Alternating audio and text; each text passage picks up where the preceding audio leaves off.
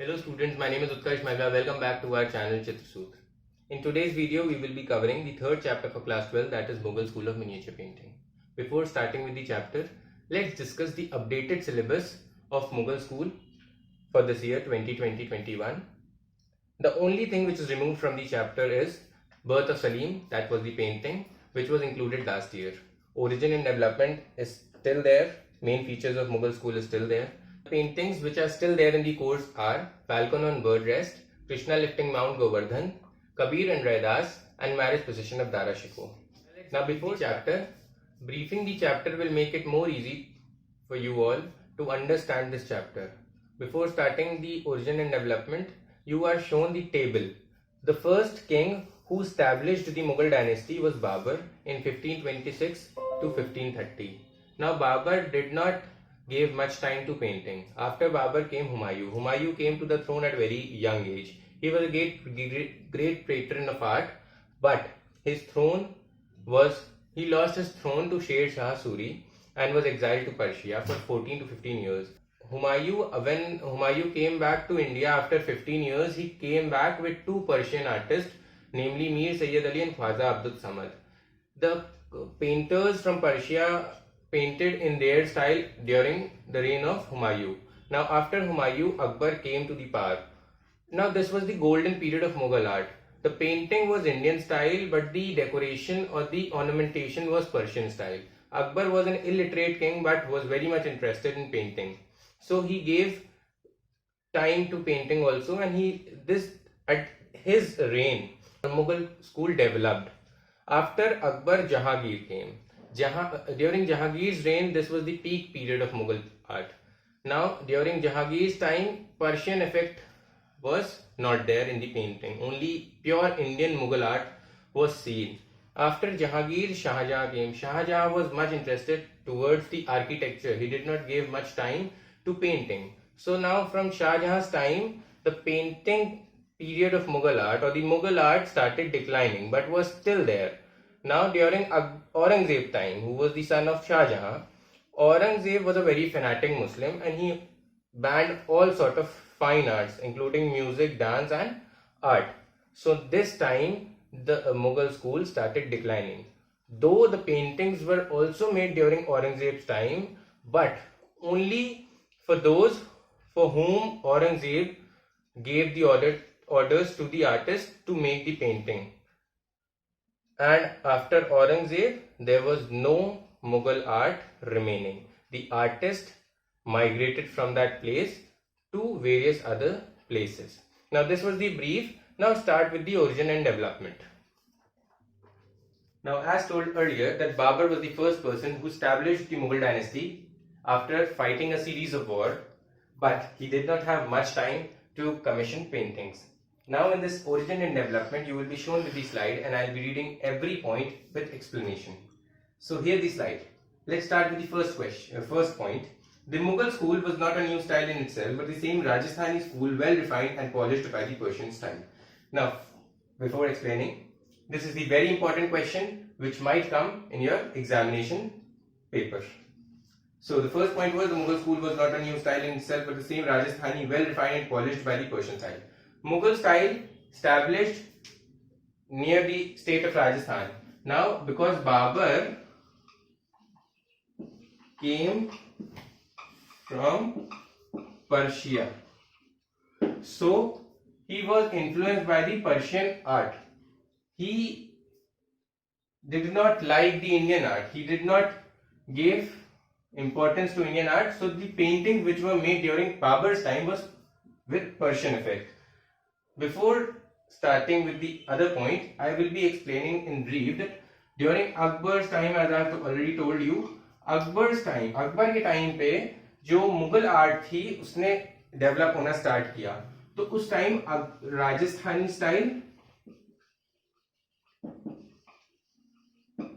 में पेंटिंग होती थी और उसका जो डेकोरेशन और ऑर्नामेंटेशन होता था वो पर्शियन स्टाइल में होता था. So this was the fusion. Got it? Now the second point is Babur had an overwhelming love for Persian art and he did not appreciate Indian art. Therefore, he did not contribute much toward the Mughal style. I have already told you here. Third point, Humayun was also influenced by the Persian paintings and he brought two Persian artists, namely Mir Sayyid Ali and Khwaja Abdul Samad, to his court, who painted in their own style, that was Persian. I have already told you when I was briefing the chapter. Now the fourth point, it was in Akbar's reign that Mughal style attained its true character by the fusion of Indian Rajasthani painting and the Persian style. Fifth point, Akbar set up workshops, ateliers, where the Persian masters taught and trained the Indian artists. In fact, the Mughal style was an Indian style, but the general ornamentation was Persian, I told you. During Jahangir's time, Mughal style reached its zenith. It became very refined and naturalistic, leaving behind the enamel-like colors of Akbar's time and adopting soft and subdued color. When Jahangir came to power, he was a very good patron of art. So he removed the Persian effect. He removed this Persian effect. Now pure Rajasthani style, that was called that time Mughal style. Pure Indian art was made and the colors were enamel-like, adopting he removed the enamel-like colors of Akbar's time and he adopted soft and subdued color. Now after Jahangir, his son came to power, that was Shah Jahan. Shah Jahan preferred architecture to painting, and during this time Mughal school separated itself completely from Persian art, Persian effect. Colors became softer with excessive use of gold and silver. He liked much usage of gold and silver. Now during Aurangzeb's time, the last point is Aurangzeb being a fanatic Muslim banned all fine arts and thus the Mughal school began to decline. This was very important and you can write exactly what is there in the slide because these points are very easy to be learned and are very important. Now let's move forward. Now after origin and development, let's come to subject matter. Before starting with the subject matter in detail, before showing you the slide, the first thing which I need to tell you is, and you should always keep in mind that the paintings which were drawn during Mughal style was all based on the pomp and splendor of Mughals. They were very fond of showing off. So they were always used to get their paintings done which shows the pomp and splendor. This was the court style painting.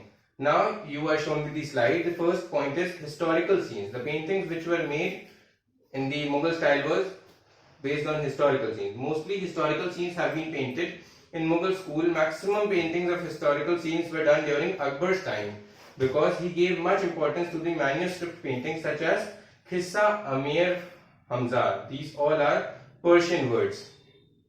Religious themes. It is very important to note that Mughal school was also a secular school.